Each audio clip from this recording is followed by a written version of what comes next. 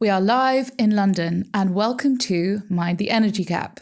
I am your host, SJ Beaumont, attorney here in London and also in New York.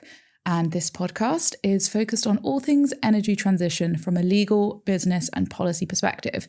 And I am incredibly delighted and honoured to welcome my guest today, Samuel Leupold, who is not only a very prominent CEO in the energy transition, he also happens to be my CEO. So I am incredibly honoured that you would agree to be on the podcast today.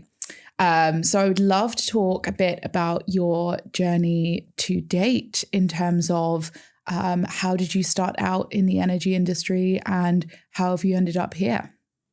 Well, first of all, thank you very much for having me. My pleasure.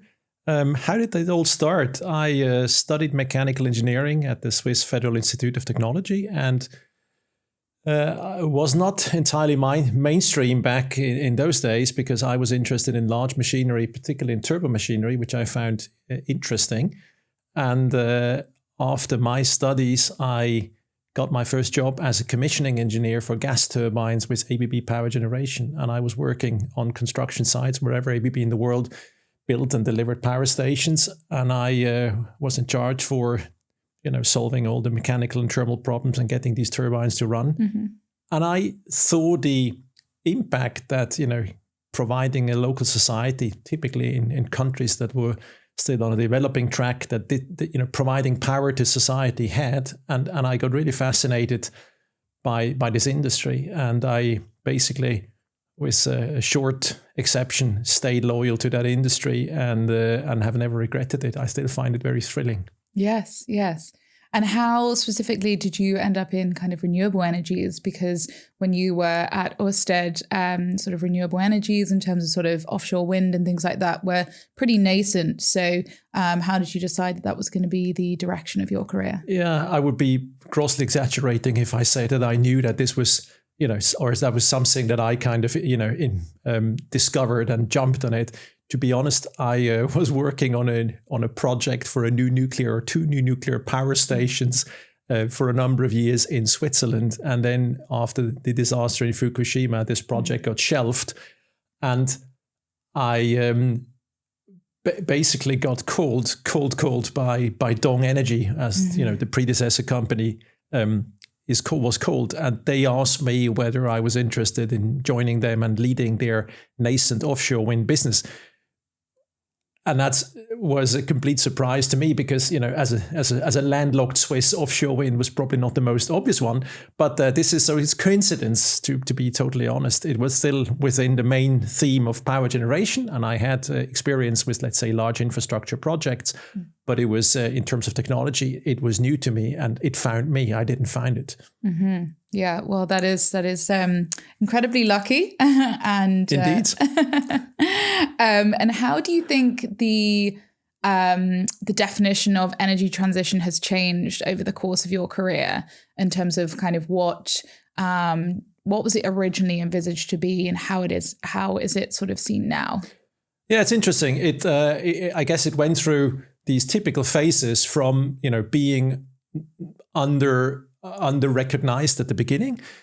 I do remember back in the days before I joined Dong Energy, I worked for a Swiss utility and I was by far the youngest member of the executive committee or the executive board of the company. And I did, although I was involved heavily in nuclear and hydro, I did indeed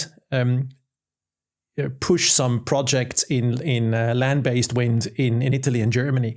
And back then, my colleagues who clearly were all, more experienced and elder, they felt like this was, something the young guy would, they let me play with it, but they didn't consider that was anything serious. And I guess that was pretty much the attitude of the industry back in those days. We talk about the, area 2005, 2010, maybe that's the. So in many ways, the industry back then was not fully recognizing the impact that renewables would have.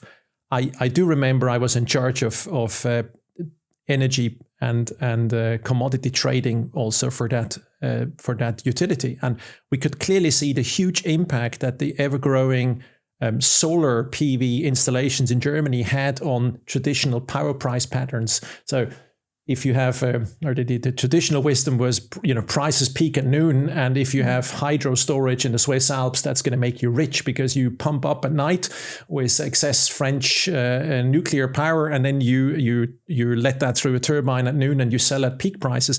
Now, all of a sudden, that pattern was completely changing because at noon you would see a huge inflow of zero marginal cost PV, and that would massively suppress price peaks around noon. So back then, going to my colleagues and say, look, something's happening in the market and we should review all our investment decisions for expanding and enlarging our hydro portfolio, it was met with huge skepticism. So that was clearly a phase of denial or resistance or not recognizing that something big was coming up. Same when I started in offshore wind. At the beginning, a lot of people were hardly believing our projections on what offshore wind would potentially become. And when we went into the IPO with Dong Energy or later Ørsted, it was still difficult, or still it was important still to kind of educate investors on the real potential of offshore wind. And then the next phase came, which is people got it that something big is happening, and they recognized the shift. And then all of a sudden, you were almost confronted with the opposite. All of a sudden, this was the answer to everything. And I think the Ukraine war and the advent or the return of geopolitics has probably created or started the third phase, which is, I think, after not or denying it and then kind of overemphasizing it and overestimating its potential, I think we've come to a third phase, which is we've become more realistic about it. We understand that it has a potential, a promise, and an impact, but there's limits to it, and it's not just going to replace all the other forms of energy in the short run, but it's going to be an important addition, but it's going to be part of a mix in the future. And let's look at the reality. The reality, if we look at primary energy mix today in the world in 2025, we'll still see that renewables, so wind and solar in the end, are still less than 10%. And then maybe hydro is another 6%. And all the rest is basically still fossil fuel. So I think we're in the phase of sobering or recognizing the sober realities of the energy world. And I think that's always good. It's not good to live in an illusion. And if we want to solve the huge problems, then I think we're well off recognizing reality, and that's a good starting point. Yeah, as you mentioned there, the sort of geopolitical tensions, especially as we look the past few weeks, the US-Iran conflict has shown us that the UK, Europe, the West is not immune to these energy supply shocks. And how do you think that the industry, the renewables industry, really should better position themselves in order to create a more robust energy security architecture for the West in light of potentially this conflict, but also to better prepare ourselves for some other kind of shock in the future?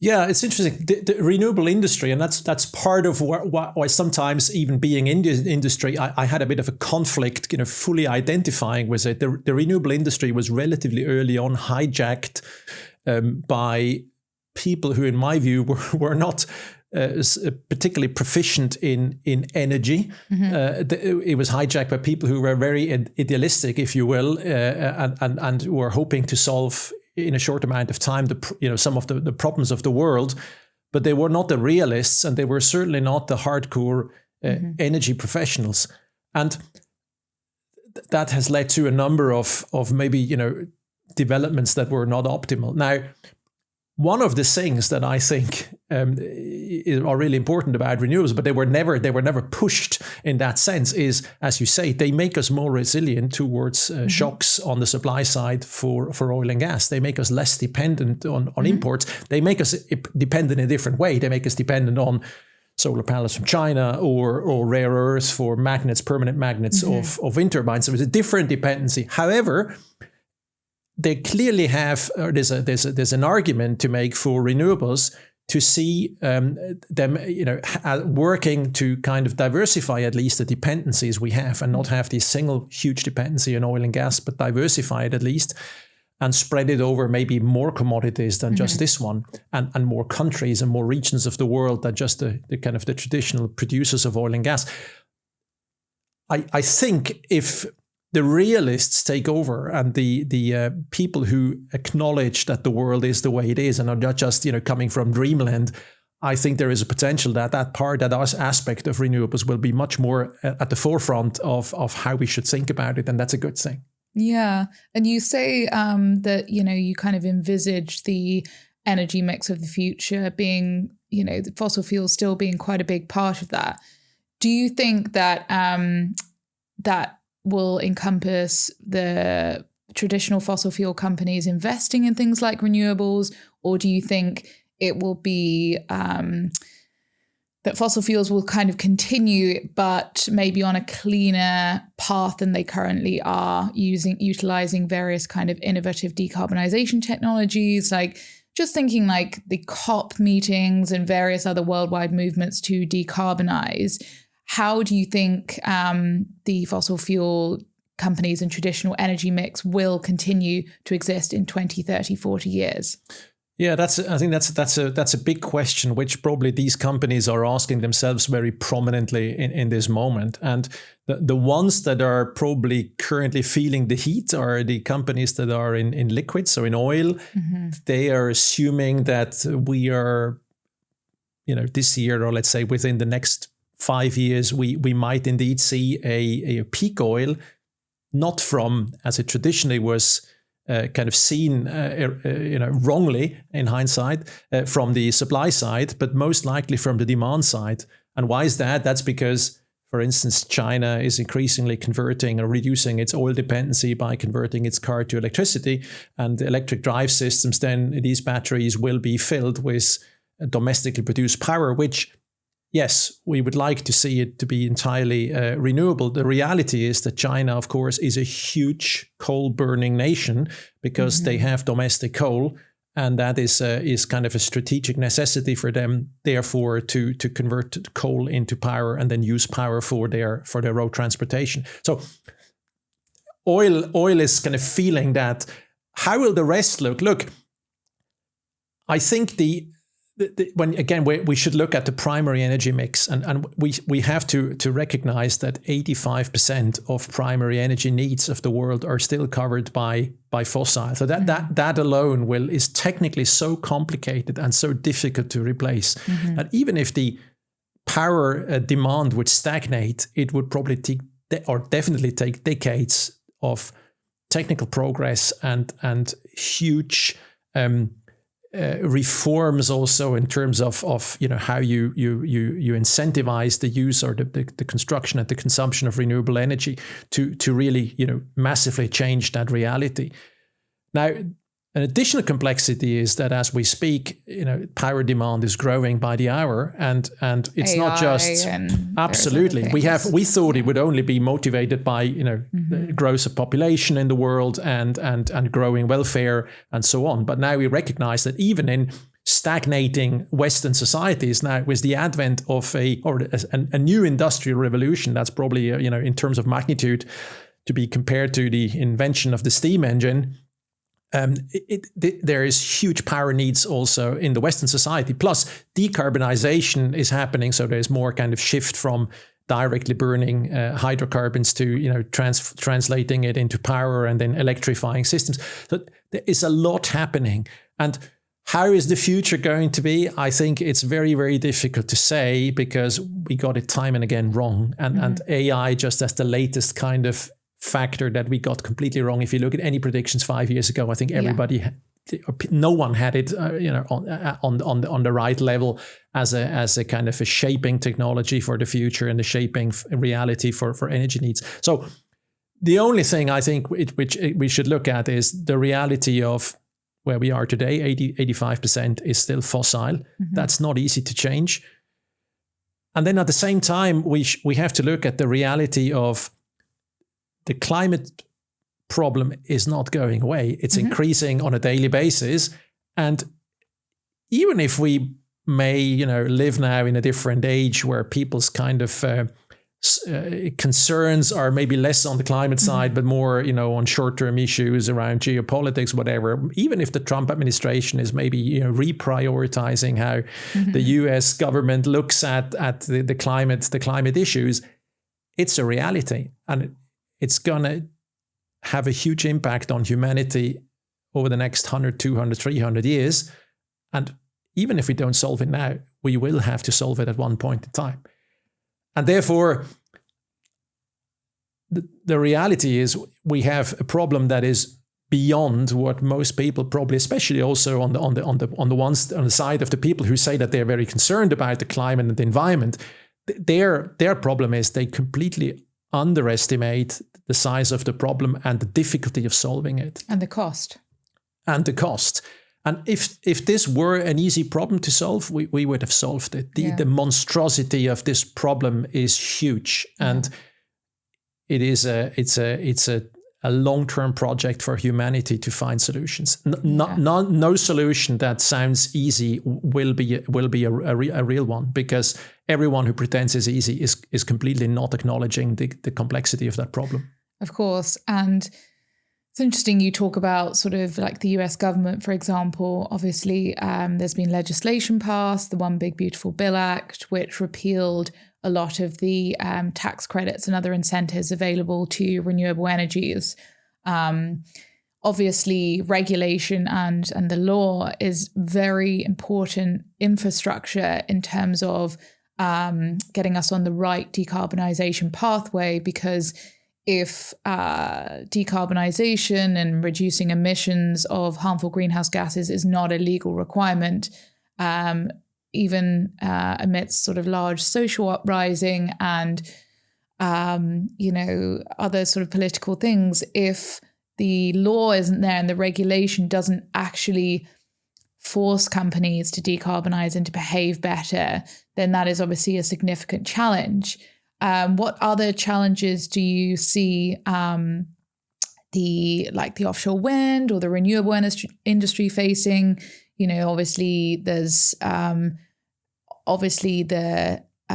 stick, which is kind of the regulation and the law side, but also the carrot, which is various government incentives across the world, from pricing contracts and structures like the UK has the CFD framework.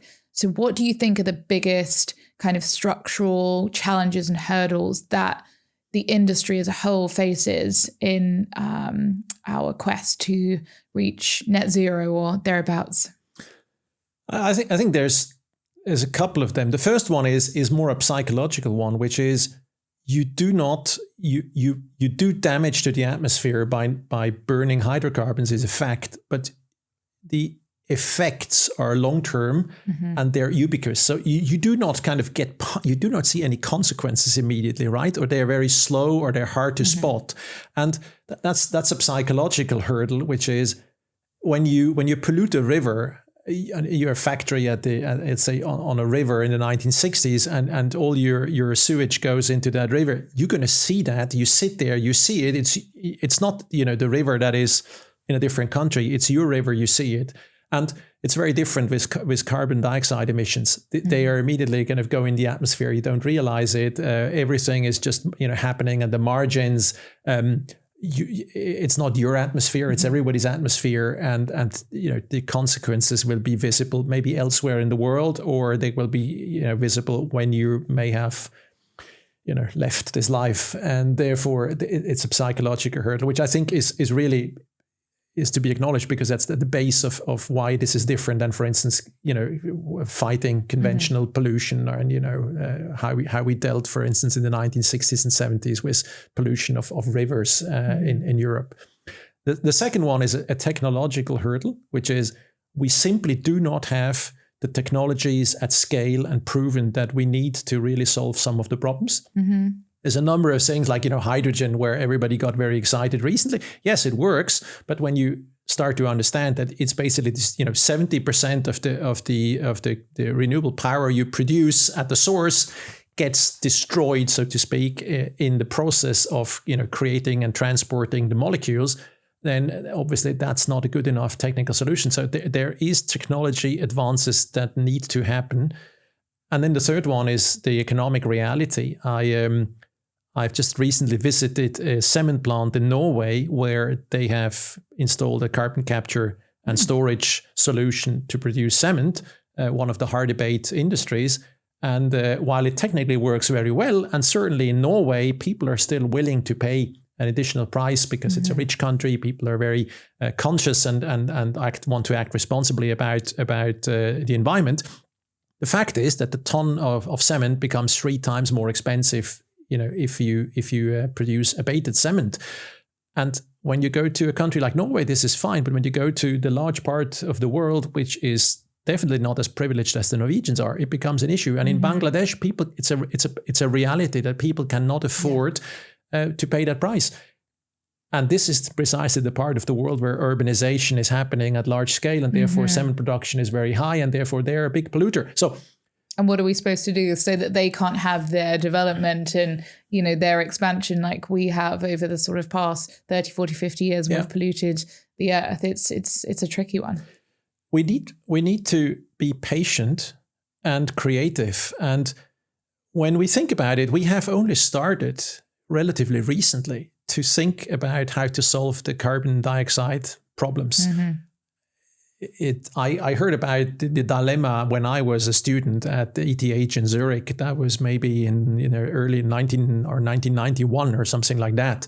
And I do remember that our professor in nuclear science, he told us, and he said, look, my waste is going to live for 50,000 years. Your waste, talking to people burning suggesting hydrocarbon gas as an alternative to nuclear power, said your waste is going to live for 500 million years until it's been reabsorbed and redeposited in the form of hydrocarbons in the earth.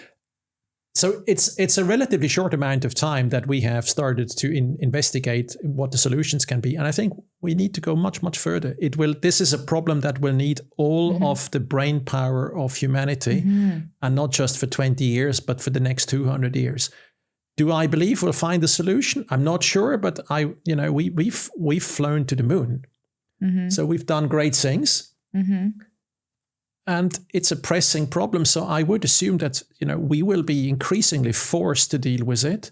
And as more brain power and more effort is going into it, and as time passes, I do believe that we will find a solution. But it will not happen on the short time scale and, with relatively effortless as we all thought. So it's not just, let's build a couple of solar or wind farms and then the problem is solved. It's far more complex. It's going to take much more time than that. Yeah, I mean, the offshore wind industry, which obviously is your current industry at Corio, and also you're very familiar from Ørsted as well.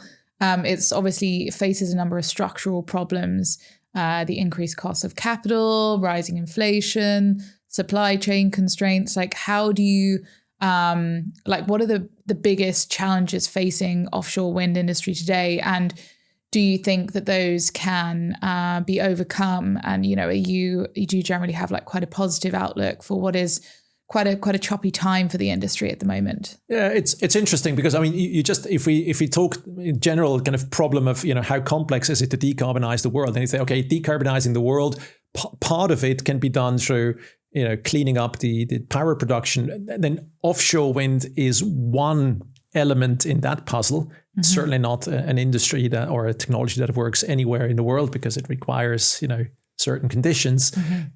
And then we talk about the difficulties currently to kind of deliver in that industry. So it just shows that it's a fragment of the solution and it has its own difficulties. It just shows it's a nice metaphor for how difficult it really is to tackle the full problem. Nevertheless, it's worthwhile, and I'm together with you and our colleagues, we are all working with dedicating our lifetime, our energy to try to make it work. Now, what's happened in this industry is, I think the industry developed in the best of worlds in a certain sense because it was the period of very low capital cost or interest rates.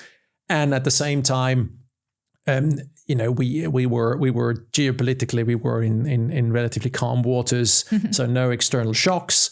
And we were on a trajectory of ever declining cost because the industry was expanding, turbines were getting larger and so on. So kind of it all went in our favor. And now what happened is, the shocks coming with the COVID pandemic, higher interest rates, inflation, the geopolitics kicking in, all of a sudden raw material becoming an issue, certain raw materials becoming an issue, all that has hit the industry. Now, on top of that, we have to acknowledge that there is regulation that is not made for the current times. So the regulation in most markets, if we, for instance, look at the UK, the regulation was made, let's say, somewhere in the period 2015 to 2020. Now, that was compared to today, although it's only a couple of years back, was a very different circumstances. And the regulation has not been adapted fast enough, and therefore we're regulating for a completely different reality that today is not true anymore. And as a developer, that's the biggest issue. So it's industrial issues that need to be dealt with. Capacity needs to be adapted. Alternative supplies of raw material, all these kind of things, and the industry has to kind of adapt and is adapting the supply chain as well, and trying to deliver under these new realities. But at the same time, one of the big issues is regulation not being adapted, and that has to change very quickly, and it could be changed very quickly. And I think governments are still in the process of realizing that the reality is different than what they thought when they put this regulation in place. That's the easiest in a certain.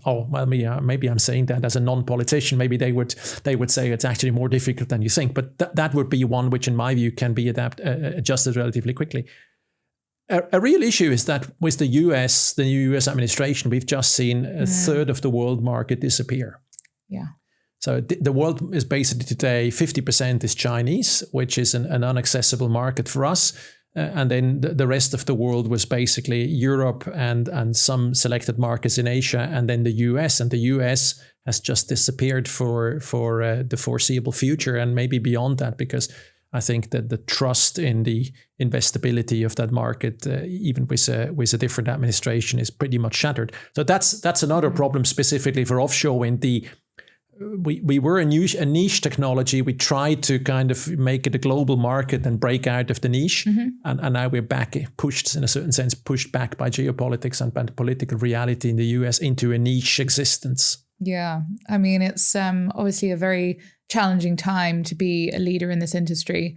I have to commend you. You're such a fantastic leader of our company and a real ambassador for sort of renewable energy.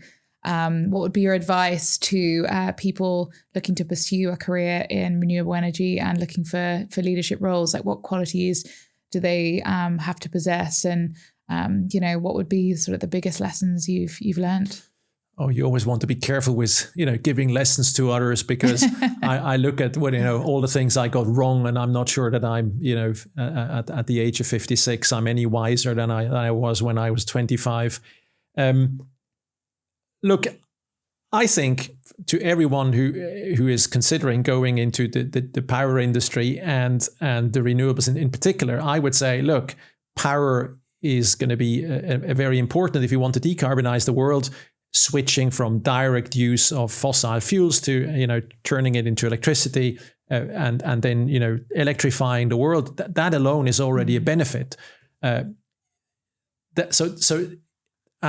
electricity makes a huge impact on societies and therefore is very important also for the well-being of people in developing countries. So that per se makes power an interesting field to go to.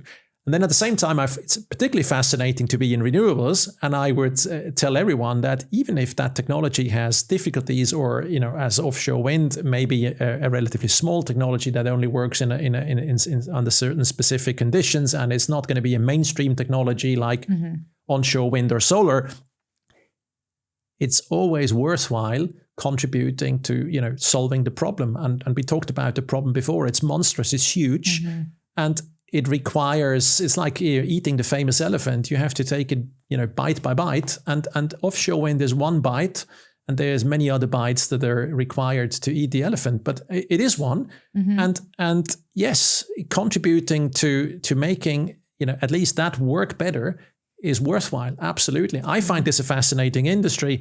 I met a lot of very qualified people. Contributing to the solution of humanity's biggest problem at the moment is never wrong.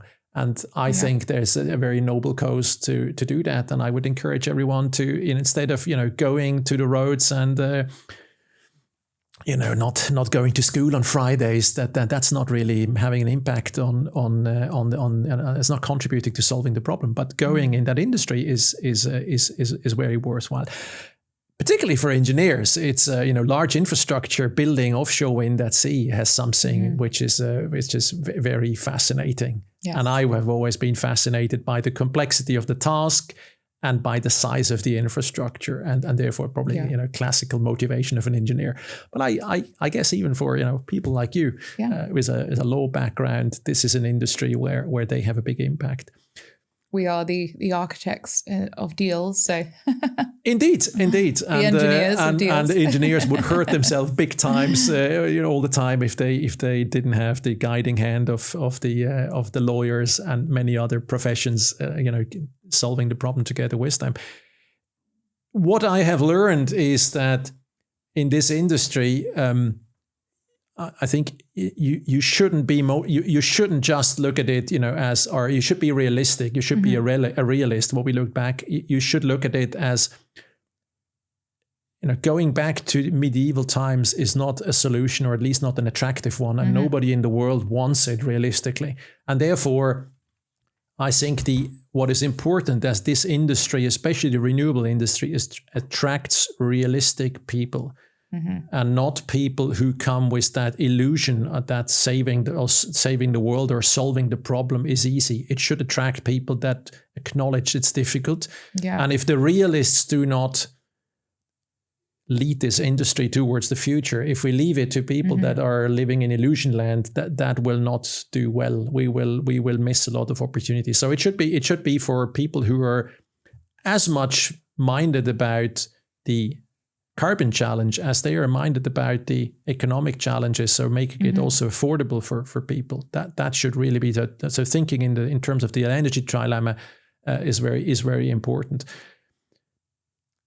I think that if you add a bit of humbleness to that, and you recognize that we have gotten it wrong time and again, we didn't anticipate what was happening on the supply or the demand side, right? That should make you a bit humble.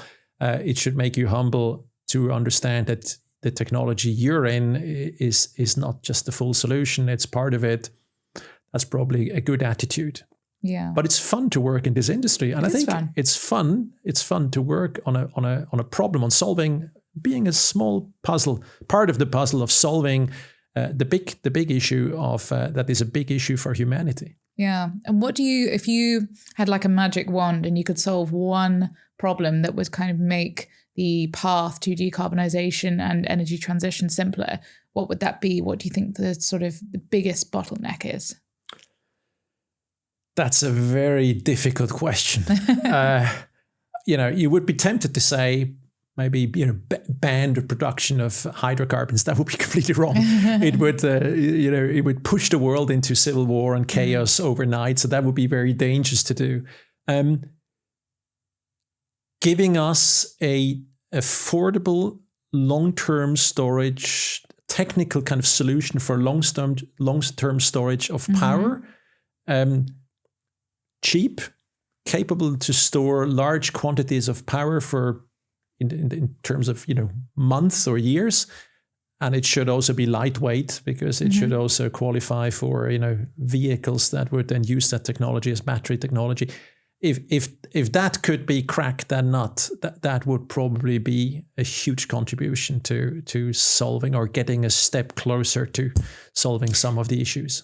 And do you think we'll get there? Do you think we will reach net zero? Will we have an energy system that is broadly decarbonized and very sustainable for the future? It will have to happen. Otherwise, we will, at one point in time, extinct ourselves. Yes. So it will have to happen. I believe we will see it, but we will not see it. You and I will not see it. This will take 200 years. And in these 200 years, I fear that it will be, it will not be coming in big breakthroughs. It will come with a huge amount of small initiatives, small improvements in technology that will get us there. And there'll be a lot of adverse consequences. Absolutely, which we will have to deal, and which will put additional strain on society because, adapting to these harsh realities of climate impact will require a lot of capital as well. And we will have to fix the fence and chase the chicken at the same time. So that will be an additional difficulty to deal with. Yeah. Again, what is very important is, when I talk to politicians, very often they don't have a scientific background and they believe in magic progress in technology, which I just warn in many places this will not happen. In combustion engines, there is something called the Carnot efficiency. That's a proven threshold at around 64% that cannot, by law of nature, it cannot be exceeded. So you cannot construct a machine that burns fuel and produces mechanical or electric power from it that has an efficiency that's higher than 64%. It's impossible. With batteries, we probably see something similar, that we will not be able to kind of overcome certain sound barriers in battery technology. And therefore, as I say, it's important to be realistic. The challenge is huge. We will not have these easy breakthroughs that will just give us a free ride overnight. But I believe that eventually we'll succeed. There is no alternative. Yeah. Well, I love the optimism. And, on that sort of future-looking note, let's look forward 20, 30 years. Say we're having this conversation, then where do you think we'll be in terms of the energy transition? Do you think we will be in a successful position in 20, 30 years? What do you think we need to do today to ensure that in 20, 30 years we look back and we're proud of what's happened? I fear that the reality is that in the next 20 to 30 years, we will not have substantially or will not have come substantially closer to solving the problem. Because I think we are still in a phase of relatively large population growth in the next 20 to 30 years, high energy demand growth. It's precisely the age where probably artificial intelligence will massively expand. And therefore, I believe it's going to be all the progress we make is going to be neutralized somehow by these developments. The success will be not to have probably landed in a worse place. Okay. So have kind of maybe stabilized the carbon emissions in absolute terms, more or less where they are today. Is that maybe the best we can hope for? That's by the 151 billion tons per year of carbon and carbon equivalent. So it's a huge amount. Yeah. But that is, I believe, where we will realistically be in 30 years from now. What can we be proud of? Well, everyone who at least tried and put his effort into trying to avoid an even worse outcome should be proud of doing that. That's the right thing to do. Yeah, no, exactly. I mean, I originally became very interested in the adverse effects of climate change on the world because I'm a skier, and I would take photographs of the top of the glacier in Switzerland and in France, and to see it dramatically receding every year is really quite alarming. So, I guess that would be pretty good if in 20, 30 years we can say that we haven't made it too much worse. So yes, but, I also am hopeful, which is why, I work in this industry. And thank you very much for speaking on the professional side of things. If I could turn now just a bit more to you, what I like to call what powers you rather than what powers us.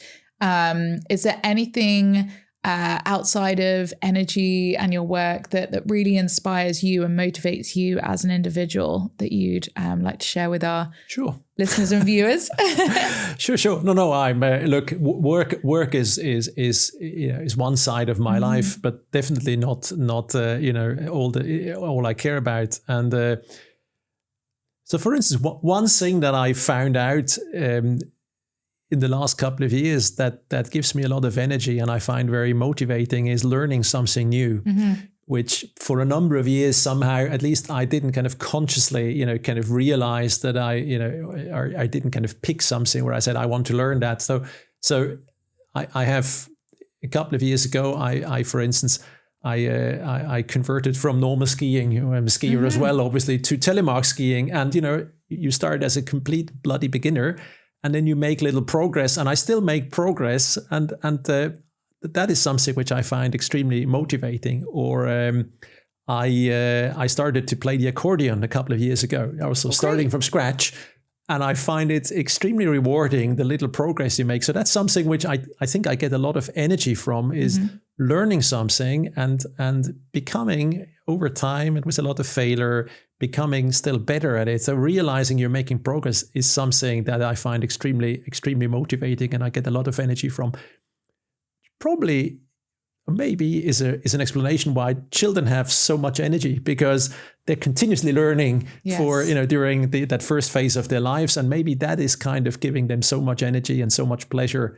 And that's why we observe kids being the way they are, because they're in this continuous learning, which we kind of pretend we are. But of course, the rate of learning is dramatically slowing down. So trying something new, being bad at it, acknowledging that teaches you humbleness, and then making progress, even if it's not half as fast as you'd like to progress, is, I find, very energizing and rewarding indeed. That's a great outlook. And we definitely then need to work harder to achieve the energy transition so you can continue to enjoy telemark skiing. Indeed. And regular skiing. Oh, absolutely. Yes. Well, thank you so much for being a fantastic guest on Mind the Energy Gap. And thank you again for just being a real inspiration. And let's continue to decarbonize the planet. Thank you so much. Thank you for having me. It was my pleasure. Thank you. Thank you, everyone. This has been Mind the Energy Gap. I have been SJ Beaumont, and this has been Samuel Leupold. See you next time. Cheers.